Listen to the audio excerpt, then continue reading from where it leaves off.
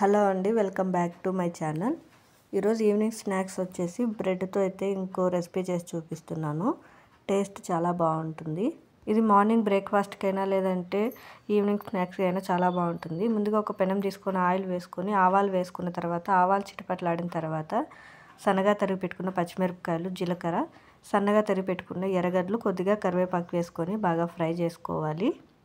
ఎర్రగడ్డలు కొద్దిగా ఫ్రై అయిన తర్వాత సన్నగా తరిగి పెట్టుకున్న క్యారెట్ ముక్కలు, అలాగే సన్నగా తరిగి పెట్టుకున్న క్యాబేజు, అలాగే సన్నగా తరిగి పెట్టుకున్న టమోటా ముక్కలు కూడా వేసుకొని ఒకసారి బాగా మిక్స్ చేసుకోవాలి.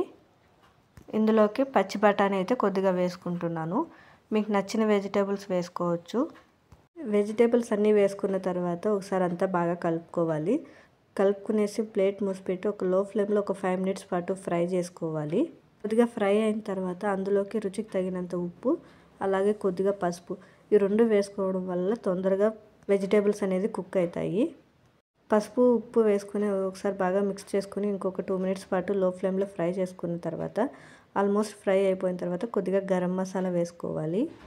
గరం మసాలా వేసుకున్న తర్వాత కొద్దిగా సోయా సాసు, అలాగే టమాటో కెచప్ వేసుకోవాలి. ఇక్కడ టమాటో కెచప్ నా దగ్గర అయిపోయింది, దానికోసం ఉత్త సోయా సాస్ వేసుకున్నాను. మీ దగ్గర ఉంటే ఖచ్చితంగా వేసుకోండి. ఫైనల్గా కొద్దిగా కొత్తిమీర వేసుకునేసి ఒకసారి మిక్స్ చేసి స్టవ్ ఆఫ్ చేసుకోవాలి. కావాల్సినన్ని బ్రెడ్ పీసెస్ తీసుకోవాలి. ముందుగా స్టఫింగ్ రెడీ చేసుకున్నాం కదా, ఆ స్టఫ్ అంతా పెట్టుకోవాలి బ్రెడ్ మీద. అలా ఒక బ్రెడ్ స్లైస్ మీద పెట్టుకుని ఇంకొక బ్రెడ్ స్లైస్ క్లోజ్ చేసుకోవాలి. అలా మీకు ఎన్ని కావాలో అన్ని రెడీ చేసుకున్న తర్వాత ఇంకొక పెనం తీసుకోవాలి.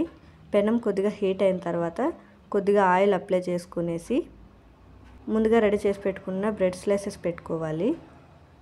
ఒకవైపు కాలిన తర్వాత ఇంకో వైపు టర్న్ చేస్తూ రెండు వైపులా బాగా కాల్చుకోవాలి.